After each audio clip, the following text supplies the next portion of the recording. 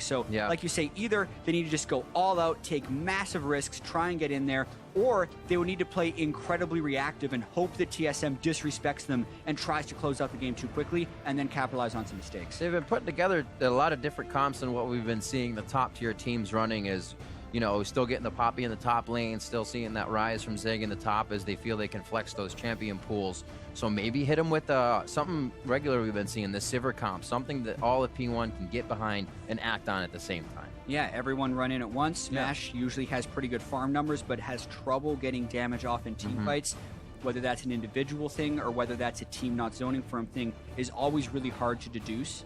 But one thing that was interesting about yesterday is we've seen a big increase in Jhin in the North American LCS as well, as far as the AD carry pool. And every team has a slightly different idea of what is first pickable or first bannable. Like Trundle played a massive role in the Team Liquid vs Cloud9 series yesterday. And I think just getting control of a single lane for Phoenix One is incredibly important because that breaks TSM's seal on the map where they have incredible pressure. But they do go with the Karma early on for a little bit of map movement and a flex pick. Works out. We'll probably see Biofrost taking that Nami if that is the case. That has been his back and forth for the past few weeks. I do like the bans from P1. They target some priority. They definitely leave Haunter in a pretty strong position here if he wants to. But they do get the Azir off the board. TSM to start off. We may see that Trundle in the top lane, and Haunter, or rather Svenskarian, may just grab his jungler. Yeah, TSM has been able to be very reactive to opponent picks throughout the split because it doesn't appear to be any holes in their champion pools as of yet. Like you mentioned, they can often pick the Nami against Karma in lane. Doublelift usually goes with Lucian if it's available.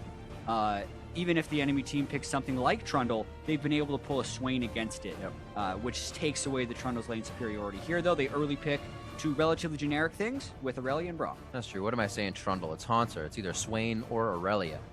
Yeah, I mean, it's true. But and I was also thinking Zig should play Trundle, but then at the same time, you think about Haunter, some of his best Swain games have been against Trundle, even though most top laners haven't found much success on Swain. That is true. There's a lot of talk about him coming out of the Q scene, but as it gets into the professional scene, competitive, he doesn't seem to have it. Unless you kind of get a really good early game and nobody touches you, you get a few kills, and then you can kind of control it. We've seen Quas do it once or twice, but like you said, falling off usually, and may not see it here as the Trundle looks to be picked up by Zig. Exactly. Well, now it's a smarter pick because TSM has already revealed their hand with Aurelia, so this is one of the rare times where TSM actually isn't being that reactive with their champion select, and the Aurelia versus Trundle matchup is Trundle-sided if they decide to throw that Trundle in the top lane instead of support, which would obviously still be an option. Yep. Seen that multiple times already in that lane matchup. What will TSM decide to choose? Looks like they're just going to leave Bjergsen up for last pick. Obviously, to counter everything, Lucian and Nidalee gets locked in, actually. Svenskarian hasn't played that one in a while. No, he hasn't, but this will be a game where they need to get jungle pressure to aid the lanes rather than the lanes aiding jungle pressure, because if they actually are in a slightly losing matchup between Aurelia and Trundle, the gank assist and the early pressure from the Nidalee could potentially twist that lane in TSM's favor. So I understand why they would pick Nidalee in this situation, especially against Elise, where I feel like the Nidalee can greatly outpace as far as jungle farming speed, and that's going to be most likely what they try to use that pick for. So looking to get to the lanes fast. The Sivir comp from P1. All right, I like it. Yeah. Get the Bard coming in, and Mash does lock in the Sivir. Zoom, zoom, Karma mid, as they're able to flex that pick from the support to the mid lane. And also, though, well, TSM had already locked in their entire bottom lane, so really this TSM comp seems to be relatively independent to what Phoenix One has chosen, but you look at the general cohesion of that Phoenix One composition, it seems pretty strong, if a little bit lacking as far as backline access goes. So if TSM can make sure their front line stays pretty solid, or they pick something with a high amount of damage in the backline, that would be good. It's going to be tricky because of all the mid lane bans that have fallen through. I'll be curious to see what Bjerg picks now, knowing he's going up against a Karma. Taking their time with this one. Looks like P1 will be running teleports both sides. They'll know that, and it's going to be the Zillion lock in the mid lane. Almost more utility to go in there and help the rest of the team out. But we've also seen how strong that is from Bjergsen. Yeah, and it's been kind of an evolution of Bjergsen, how good he's been on the enabling mid laners this split. I was actually taking a look at some of his stats. He, in his 4 games on Zillion, it is by far his highest KDA on a champion. He's actually got a 44 KDA on Zillion. That's because you don't in his die. games. No, I'm just kidding. Yeah, it's because you can revive yourself, Jad. It's a ratio. But really, it's just like, it's the only one he has in double digits, and it's extreme how successful it is. Here, normally it was kind of to keep a Swain alive and make that unstoppable. This game, a little bit less so. He'll be able to use it on Haunter or Svenskeren if they get in a little bit too deep. It'll be very interesting to see, as TSM doesn't have a huge amount of damage, but once again, this will just be putting more into Doublelift, making sure he needs to get going, which hasn't been a problem for TSM, but could be a problem if some things go poorly in the early game. Yeah, we actually saw, was it Liquid yesterday running something similar as well. And I remember Pastry Time saying they're focusing Dardoch a lot with the Zillion experience, making sure the jungler's big, making sure he can provide a lot of utility for the rest of the team. So we'll see if they get that going. We want to know how your thoughts go on Twitter. You guys listen to us talk all the time. We want to hear what you think. If Phoenix 1 will pull an upset, tell everyone with hashtag P1win. Or TSM fans, hashtag TSM win. You know what to do. Show your team some spirit as we head into the game here. P1, as we've said before, rather not P1, but just getting through the half of the split. This is a point where P1 would look to turn things around. It's going to be one of their tougher games. Like we said, they should look to the match, at least in the early game. TSM here, if it's the lane swap, don't think you can take one more turret than them. They're always going to be on your inhibitor if that happens. If it's something else, just continue to try to match it. Keep up in vision.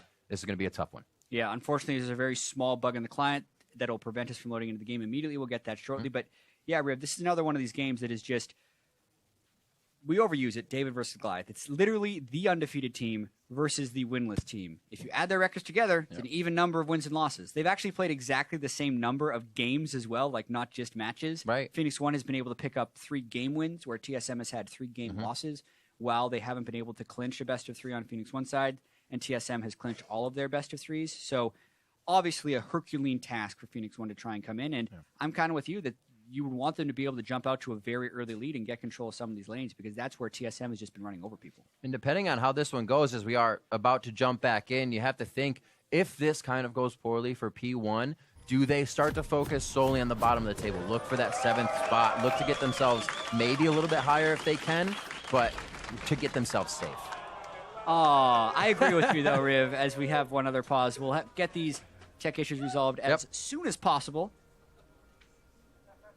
for Phoenix 1. And yeah, it's obviously an incredibly difficult season for Phoenix 1. Although we did hear the coach Charlie say it hasn't affected their mentality so far, and like, this isn't one of the best reasons for it, but he says they have a lot of players that were on Team Impulse last split, obviously with Gate. So the losing doesn't affect their morale that much, because they've been through this before, and they know how they can come out of it in one piece on the other side, right? A lot of it is just about constant improvement and trying to keep your mentality up despite defeat.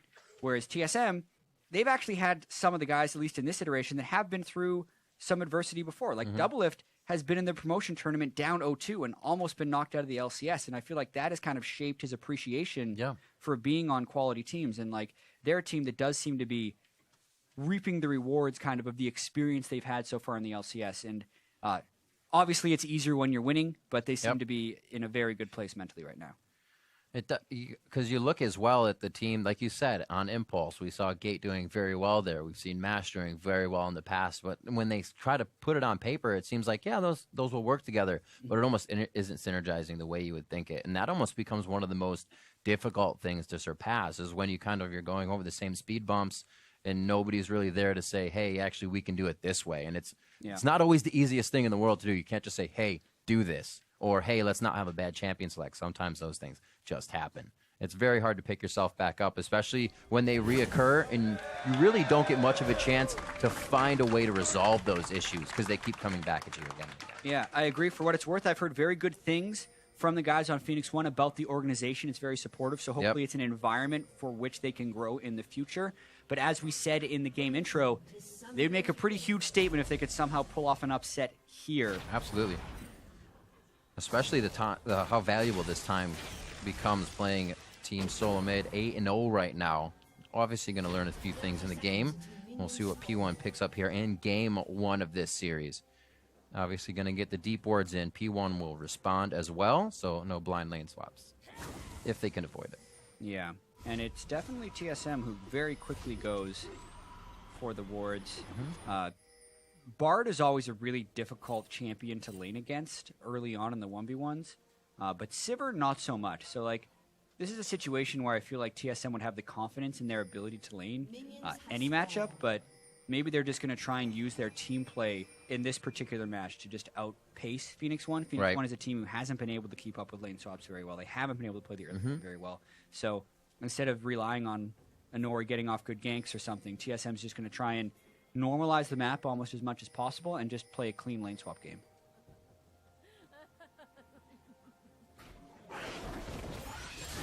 Just getting his laugh on. Oh, wow. I mean, a super pull, essentially, from TSM. Doublelift actually helping Svenskeren slingshot ahead in this game. And they're going to have a couple mechanics to get Svenskeren ahead of Anori in this game, actually. Both from that early pull, but also because every time he runs by mid lane, Zilean could complete one of his level ups with the new Zilean passive from the rework. So this is about as fortuitous of a jungle start as you can hope for as a jungler. He's gotten pulls from both his AD carry and his top laner. And as he's finishing off red, Hauntzer's already started the Raptors for him. So this is going to be a very far ahead in Italy. Big buddy system. Svenskeren as well likes to power farm the jungle, so if he can get ahead and understand that his lanes are already being aggressive, he actually may not have to get there to gank. He can just keep doing this. Now invading the top side over for P1, we're going to see Anori doing the same thing on the bottom. Yeah, so pretty mirrored junglers. Italy is going to be a little bit faster than Elise, both from a champion kit and from a help perspective. But like you said, it's pretty much mirrored. The supports have gone in to the strong side of their map on the enemy jungle, like with Anori and the blue buff here. Like, it's already been scouted out to know that no one started there, so that they can kind of take all the camps. So both junglers will essentially do full clears. Ooh, Haunter, I think he took a few too many turret shots up at the top side. He went down to a sliver of health there, but he'll be safe. They're still going. Looks like he's healing back up on the minions. Semi-safe plays all around. Must have just been a minion mistake as the wave came in. We can see that they're actually going to all take it down together on that one.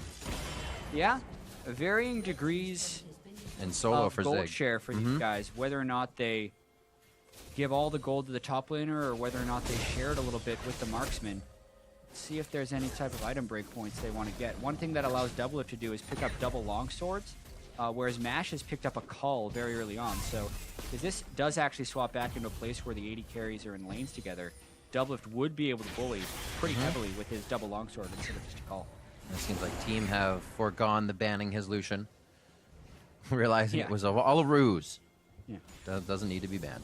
Yeah, I mean, there's so many good 80 carries in the meta right now, and I mean, even if it also varies by region. If you look at European LCS, they don't even care about Lucian. Like, he's hardly picked or banned anymore. In NA, it's heavily about, you know, the Ezreal and the Jhin and the Sivir.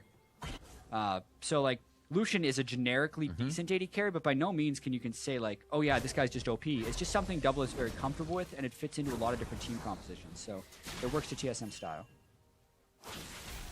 Svenskeren already trying to get his hands dirty. The wards are there for P1. Doesn't look like they're going to help them, though. They'll just realize Svenskeren has taken away all of their resources. Mash and Gate just about to be pushed topside, mirrored again by Doublelift and Biofrost. So for that fact, we said it'd be good if P1 were able to kind of keep it even Stevens here in the early part of the game. And if they can do that structure-wise and kind of gold spike in that terms, they should be all right. Svenskeren seems like he's going to be the one trying to get something started, though.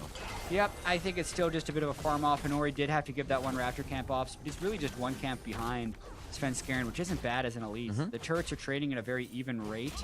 So as far as, you know, TSM running over Phoenix One or out lane swapping them to some insane standard, that hasn't happened. Phoenix One has been completely on pace with what TSM has done thus far, and are still in a position where they can pull out ahead if they make one good play.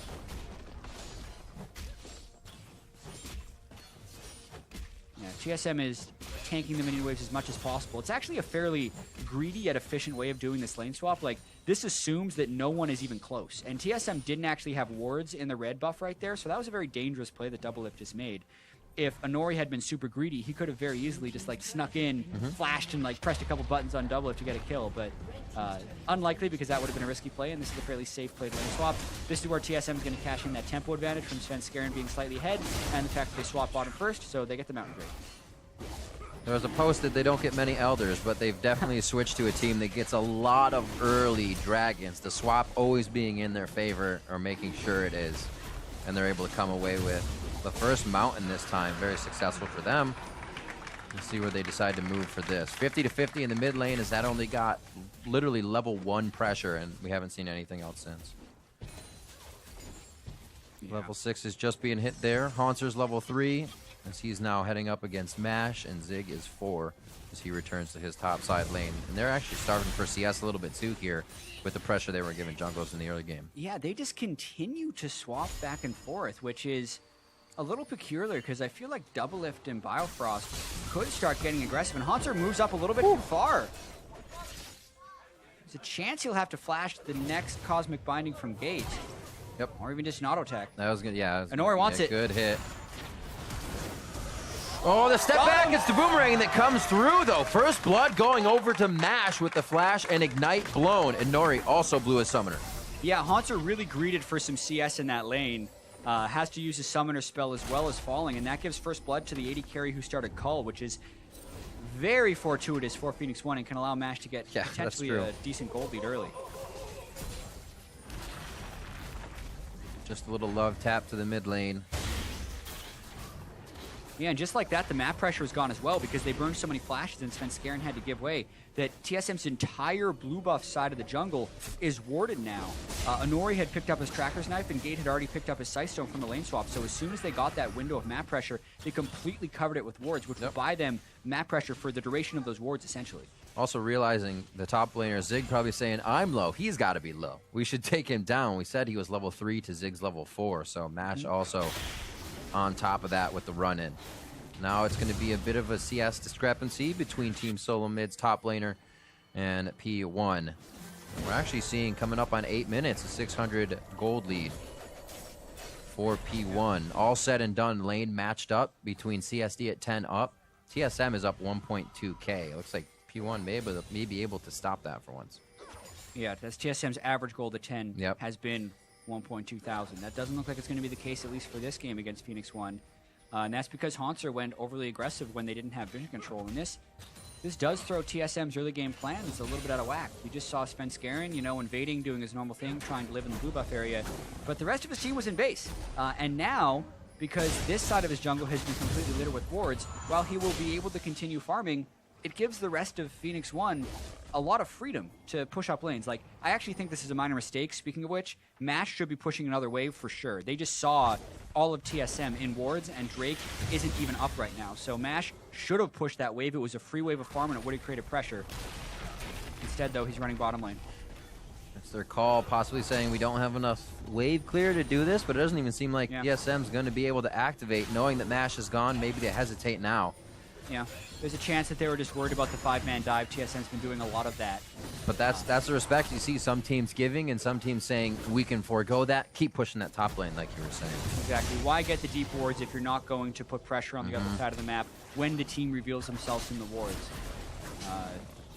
But it was technically a risk.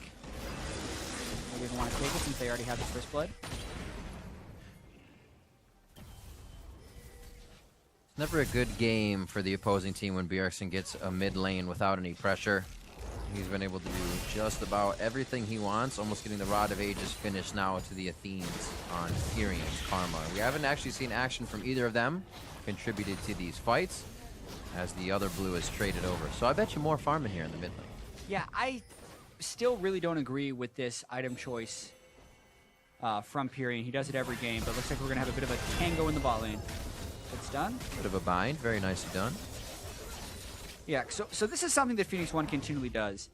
They're picking themselves into these low damage team compositions with an Elise jungle and the Sivir who won't be doing large amounts of damage until late game. And that's another gank on Haunter. Volatile Spiderling is going to connect, but Equilibrium Strike locks up Anori. He's still got repelled to get in range and locks it down with a quick bite.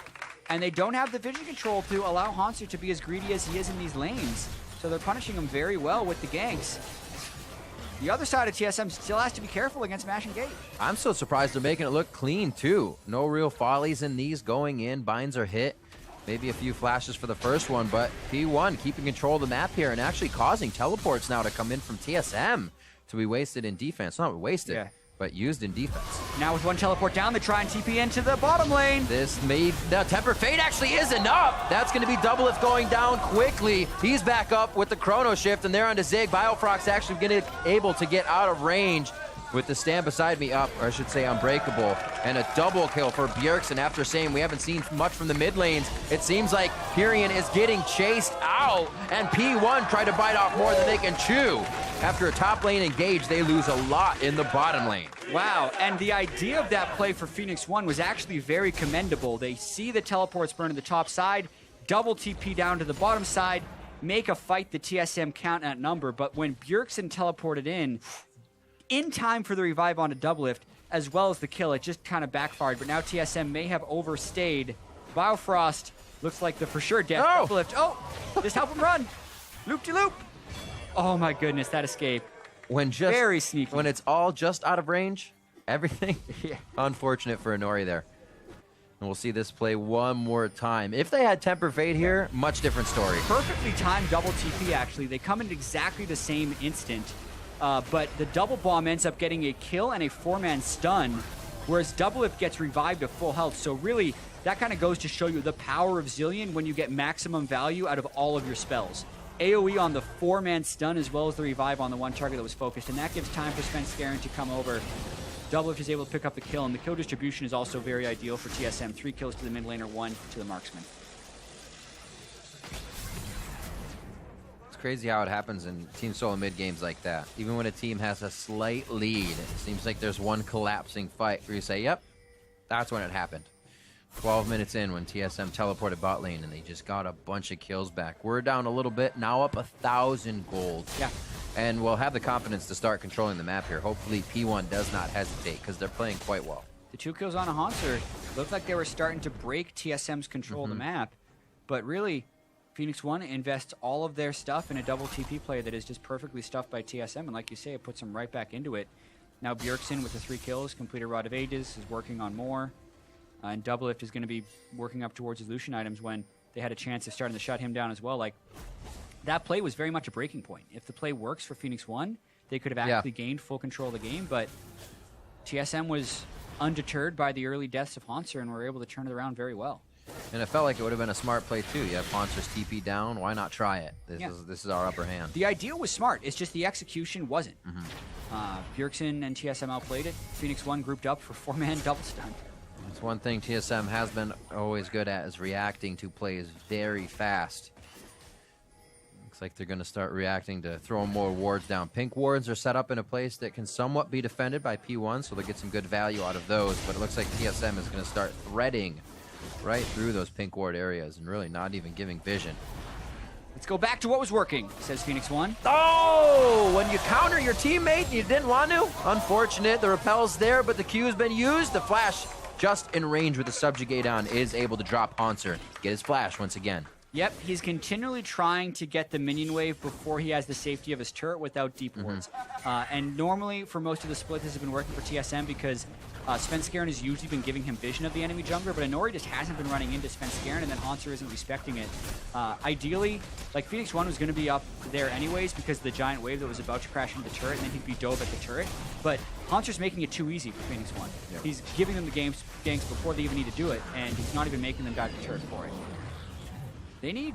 That thing will expire. That was a big misplay by Phoenix One, actually. Zig should have been over there to pick it up, but he was shoving out the top side. So Inori ends up getting the Glimpse of the Void, and that will not help Zig's 1v1 ability against Haunter. Kind of may show you how tense or hurried they feel to grab these things. We don't have time to wait. TSM will be honest. We have a chance now. But their window was actually a little bigger than they thought. They have the wards to almost prove it on that top side, too. Playing a little skittish. 58 to 42 in that mid lane, or 158, I should say. Just a little bit of a lead to Bjergsen, but the kills are really what catapulted him up once he got to the bot lane. He's been able to sit nice and pretty in the mid lane for now, coming up on that level 12. Be a little bit healthier when you revive from him. It doesn't look like he's really had to give it to any of his teammates just yet. Now, 1 point apart, still just 1,000 gold up. TSM slowing things down so Haunter can finally get this pushed up with the wards he needs. Yeah, the first 15 minutes definitely have not been stomping for TSM. Nope. They've had enough control of the game because of the turnaround, but Phoenix One is playing them pretty tight. It's just the question of whether Phoenix One can sustain that level, which throughout the split they have not been able to, and TSM has been. So you still expect TSM to win this game, but it definitely hasn't been super stompy as of yet. A tight go. Tempered Fate goes out. Minions accounted for. That's the thing, though. Every single person was able to dodge Temper Fate, and then they nearly kill Gate on the backside. So now the push can continue with even more ferocity. Italy actually works fantastically with Zillion. Whether or not you hit the bombs, you still get the path that somebody's going to walk a little bit more, right? It's a telling path. They have to go around it, and Svenskeren has been nailing these spears. Double takes a big shot to the face, but they have an Italy for the heal. So look at this turret damage rate down. Poke to deal with on both sides. TSM cannot do anything without minions. And they get themselves backed away quite quickly. As we were saying, Titanic Hydra for Zig towards the top, so if he actually starts getting into a fight, may not be able to heal it up. Yeah, he's going to be so much stronger than Haunter in 1v1s, though, so like, this is the play that continually works for Phoenix One, has been shutting down Haunter. It's just a matter of can they deal with the other 4 people on TSM. TSM needs to get that pink ward out of their jungle. Haunter, yeah, he gets the Raptor buff proc, that'll show him. Very key that he's able to control that vision. Something we mentioned in the beginning, if they could get Haunter going, that would be big. We figured Zig would give him some trouble, and Inori actually made sure that happened. They focused Haunter down quite a few times. Somebody on that Aurelia who has been able to carry games for TSM. But right now, it's looking like Zillion could still provide that from the position of Bjergsen. Haunter caught, but how much does Pyrian really want of this? The team coming down slowly as Glacial Fissure disengages. It looks like they're going to go ahead and walk this one out. Coming up from the bottom is Mash with that on the hunt, so they may actually bite down hard on this. Firefrost is in a bit of trouble, but he is able to get the angle to jump over the wall. Phoenix One was good there in stopping Svenskeren's aggression. It's actually been something they've been fairly good at all game, is just having good wards up and not letting Svenskeren get anything going. But he's continuing to just farm.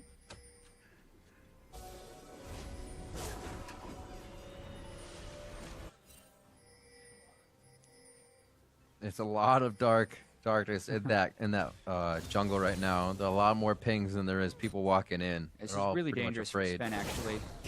Here comes Inori. There it is. The Zig turnaround in time, though. Svenskeren's going to try to look for the quickest way out, and he actually hopes that he hits Zig and would be able to jump over the wall, but he finds his way out anyways to the brush with the help of Haunter's Transcendent Blade. Svenskeren out by the skin of his teeth. Yeah, and this is Phoenix One trying to leverage their point of strength on the map, and TSM not necessarily playing around it that well.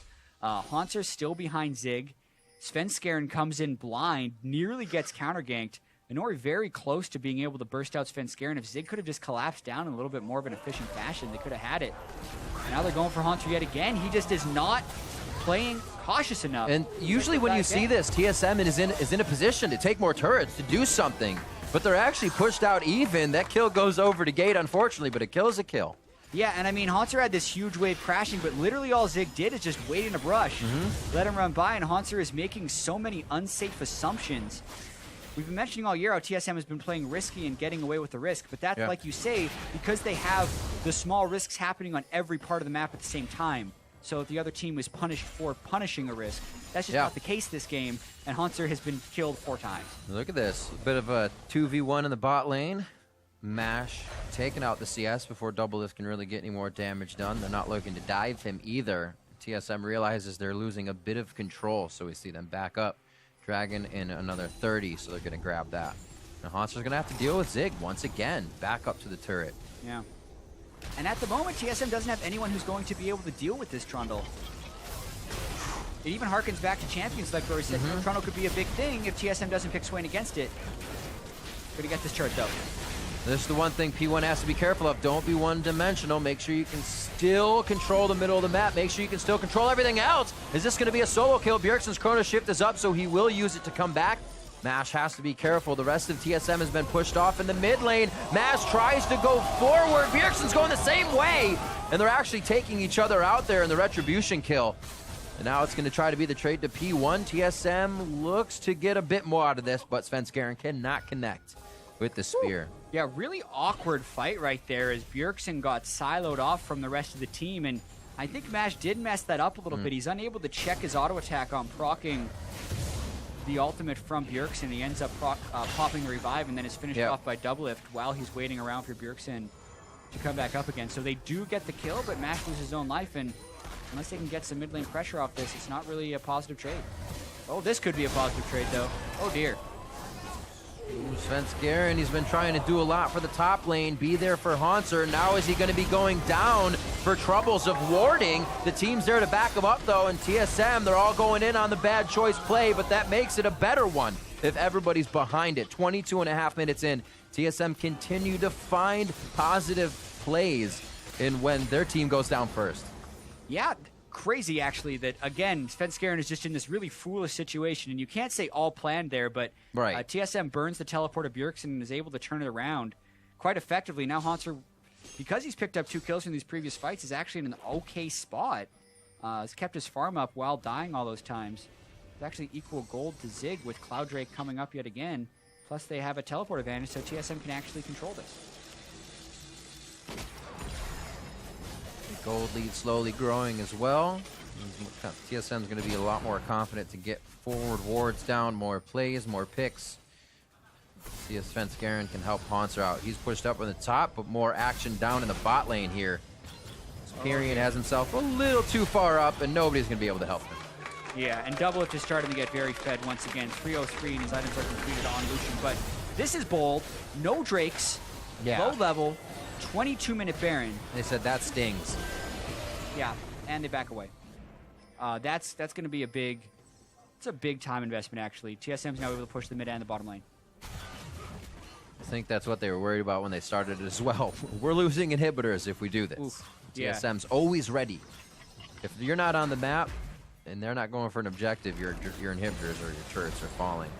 Yeah, I definitely feel like Phoenix One playing a little hastily right here. I think they don't trust their scaling with the mid lane Karma, even though with the death cap completed, Pyrian will actually be doing a good amount of burst damage, but like super late game, the mid lane Karma's damage really falls off. And with the Zillion ultimate to keep people alive, it's quite strong. Now they push mid lane though. TSM had just killed the bottom turret. Maybe we end up seeing them collapse to try a fight here. There is the TP from Pyrian, but he's already left base, so it's not going to be a home guard rush. He's going to have to shield himself. It looks like P1 is actually trying to run themselves to safety here. TP comes in just on the top side of Baron, and they will actually have a full 5 now. Yeah, but just TSM walking up there burned several cooldowns from Phoenix One. Mash had to ultimate. Pyrian ended up teleporting up. So this is a nice quick little map move. Will now probably give them the window to go and take this second Cloud Drake of the game. It might just be Double Lift and Biofrost together. Biofrost backs, and they're heading for top again. Yeah, Phoenix One really struggling to figure out exactly what to do. They'd started their recalls, and they canceled their recalls. They want to push the top turret, or they want to threaten Baron. And TSM needs to respect all of the possibilities. That's something that they haven't been able to do this game, which is why Phoenix One has been able to pick up some of these 6 kills and actually play it fairly close. 4-man Death Brush that no one would actually be expecting. When Double Lift takes this Drake, though, Phoenix One will assume there's more people down there and probably just finish their recalls.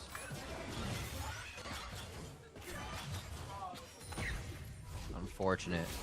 It's definitely going to be tough to watch these parts of the game as well on replay for the team, knowing that these are the options that you have with a few more wards that could have been placed ahead of time, knowing a Drake's coming up, and TSM has such favorable play towards Drakes. At least one could tell you that you would have that top turret, right, in a 5v4. Little things that we see, obviously, with the God's Eye view, but it's always harder to predict in-game. Yeah, and I definitely wouldn't call this, if TSM's able to close out the win, I don't think this is a win TSM would be happy with. They have huge rivals coming up when they play against COG soon, and this is the team that they were supposed to be able to beat very easily, kind of the last step towards the perfect first half of the split. They're still in a decent-sized lead. The 3 Drakes should not be understated, and they still have a gold lead, but the number of unnecessary deaths they've been getting caught out by are not trending in the direction TSM would like to go. Definitely hard on themselves. You see them getting up from this match probably with a bit of a smile on their face. A good job, GG. But like you said, not pleased with getting the early advantages they should have and being able to play those. trying to get a stab onto a Nori there, but nothing connects. And TSM now starting to basically flex their muscles, say we can get kills here, and start to whittle down the inner parts of the base. Yeah, game definitely slowed down, kind of looking for the picks. Phoenix 1 technically has more ways of starting fights, and Bjergsen caught out of position. Tempered Fate's not going to allow him to really get stunned by that. They're happy to refight on this one. Haunter, another Blade Surges, that was onto a dead minion. He's going to lock down Zig for now. There's the Subjugate and the Flash. You can see they don't want this unless they're very much in a defensive position, possibly under that second tier turret. Zig's teleport is up. Haunter used his to get into that. Yeah, I actually think the Bard ultimate wasn't all that great. Right. Bjergsen would have had to burn a flash to get around the pillar, but the Bard ult just allowed time for Haunter to teleport in and the rest of TSM to help out. Now Honori's caught. Wow. Instantly proc the Bard stun. He cannot even go up to repel. And now they turn straight to Baron with the Mountain Drake for enhanced speed. Honori would have to teleport in on this if they want to stop it. Or Zig would. Gates there.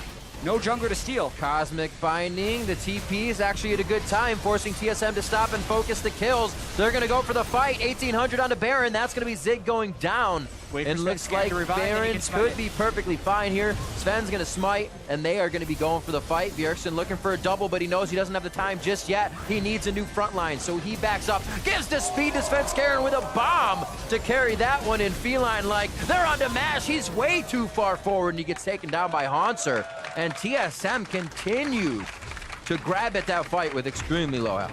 Yeah, really pushing the limits of what they can do right now. Smart use of the Zillion ultimate onto Sven while they're on the Baron pit. Then when Sven was dead, they waited until he revived before bursting the Baron down, and then incredible aggression at the very end of that fight while chasing kills, but no one overcommitting to the point of death. So well played all around there by TSM, even though it was fairly risky. So this was the loss of your jungler, so it only makes it that much harder, but you have to check, right? Basically, you can't smite steal, so the only way for Phoenix to stop this is to go in for a full-on fight, so that's why the teleport, I think, was too delayed. They should have teleported in a little bit earlier, but here, they get a lot of damage down on the Sven. Baron is actually prevents Phoenix 1 from stopping damage on Sven until Chrono Shift can wear off, so he's able to revive with high amounts of health. Pyrian throws in a Q that was attempting to steal, but that also means he doesn't have the Q for the runaway team fight. Yeah.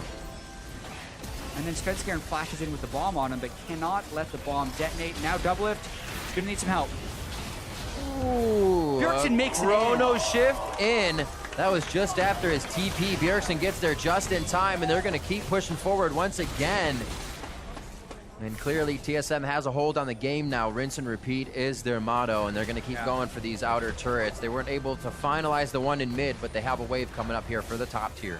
Yeah, the second time that Bjergsen's been able to teleport at the last possible second and save double lift. Keeping that deathless game alive for double. Must be that Lucian. Yeah, now they just take a bunch of turrets down. And they're continuing their push. This is the confidence now on the first inhibitor turret. Zig doing what he can to throw some love taps out, and there's Sven diving head first into the fight to make sure he finalizes his gate. They don't have much support to give themselves safety. That's a Nori going down as well. They're finalizing the rest of the kills. Zig is in the eyes of TSM, and they're going to be looking for the Nexus turrets here. Just sub 30 minutes.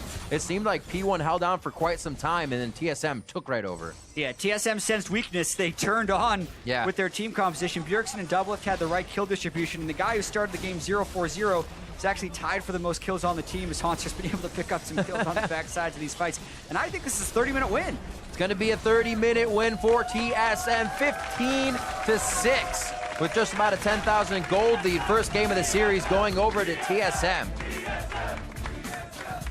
Yeah, and you say sometimes it's more about the journey than the destination.